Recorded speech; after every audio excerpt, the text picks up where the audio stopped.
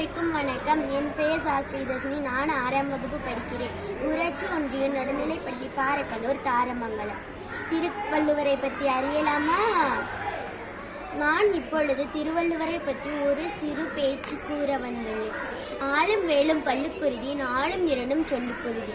இதில் 2 என்பது 2 அடிகளை கொண்ட திருக்குறளை குறிக்கும். இத்தொடரின் மூலம் திருக்குறளின் சிறப்பை நன்கு அறியலாம். ஈரடி குறளில் உலக தத்துவங்கள் அனைத்தையும் மக்களுக்கு எடுத்து சொன்னவர் திருவள்ளுவர். திருக்குறள் 1330 குறட்பாக்களை கொண்டது. உலக மக்கள் அனைவரும் பயன்படுத்தும் வகையில் உள்ளதால் உலக பொதுமறை என்று அழைக்கப்படுகிறது. திருக்குறள் அறத்துப்பால், பொருள்பால், இன்பத்துப்பால் என 3 பிரிவுகளை கொண்டது. திருக்குறளில் 9 இயல்களையும் 133 அதிகாரங்களையும் கொண்டது.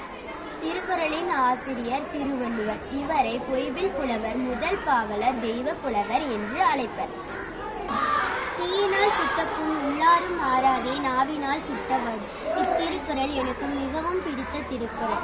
இப்பாடல் அடக்கமுடைமை என்ற அதிகாரத்தில் 129ஆம் இடத்தில் இடம்பெற்றுள்ளது.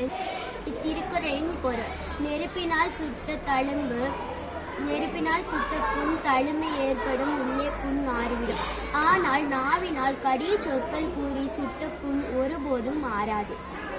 இப்பாடல் எனக்கு பிடிக்க காரணம், நெருப்பினால் சுட்ட புண் ஆறிவிடும், ஆனால் நாவினால் சுட்ட புண் ஒருபோதும் மாறாது என்று வள்ளுவர் கூறியிருக்கிறார். இக்குறளையும் பொருளையும் நானும் அறிய, இந்த உலகம் அறிய ஒரு சிறு கதை விளக்கத்தை கூற விரும்புகிறேன். வாங்க கதைக்குள்ள போலாம்.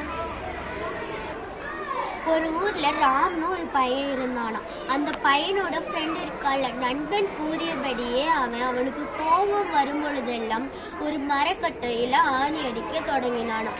முதல்ல 9, 8, 7ன்னு ஆரம்பிச்சானாம். சில நாட்கள் ஆணி எடுப்பதையே மறந்துட்டானாம். அப்புறமாட்டு அந்த ஆணியை பிடுங்க நினைச்சானாம். அவனுக்கு ரொம்ப சிரமமா இருந்துச்சான். ஒரு வழியா அந்த ஆணியை பிடுங்கி எடுத்துட்டானாம். பிடுங்கி எடுத்த பிறகு பார்த்தா அந்த மரக்கட்டையில ஓட்டையா இருந்துச்சான். அப்ப அவன் மனசுல ரொம்ப இதாயிடுச்சான். அதே மாதிரி தானே நம்ம ஒருத்தர்கிட்ட கோபப்பட்டு கடிய சொற்கள் நம்ம வாயிலிருந்து வந்து பேசிட்டோம்னாலும் ஒருவர் மனதை ஆறாத ரணமாக்கி இருக்கும்ல.